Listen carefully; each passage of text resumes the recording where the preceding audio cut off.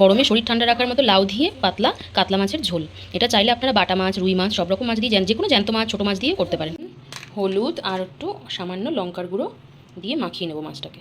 তেল গরম হয়ে গেছে, এবার একে একে মাছগুলোকে ভেজে নেব। এগুলোকে ঠিক এইভাবে কেটে নেব। ভাজা হতে হতে একটা মশলা বানিয়ে দিয়ে দেবো, একটু মৌরি, অল্প পোস্ত, অল্প একটু গোটা ধনে দিয়ে দেবো, সামান্য অল্প গোটা দেবো, অল্প একটু সর্ষে। এবার সবগুলোকে একটু শুকনো পেস্ট করে নেবো। দিয়ে দেবো কটা কাঁচা লঙ্কা, যে যার পরিমাণ অনুযায়ী ঝালটা দেবেন।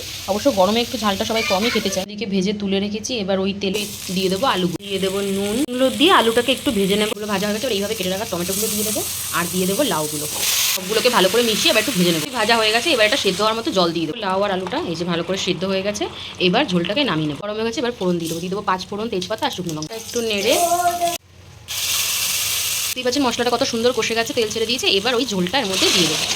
ঝোলটা ঢেলে দিয়ে এবার এটাকে একটু 2 মিনিট ঢেকে ফুটিয়ে নিতে হবে। ঢেকে 2 মিনিট ফুটিয়ে নিয়েছি, এবার একে একে মাছগুলো দিয়ে দেবো। মাছগুলো দিয়ে এবার 1 মিনিট ফুটিয়ে ধনেপাতা ছড়িয়ে নামিয়ে নিলে রেডি। এটা কেউ কখনো আগে খেয়েছো কিনা সেটা কিন্তু জানিও অবশ্যই।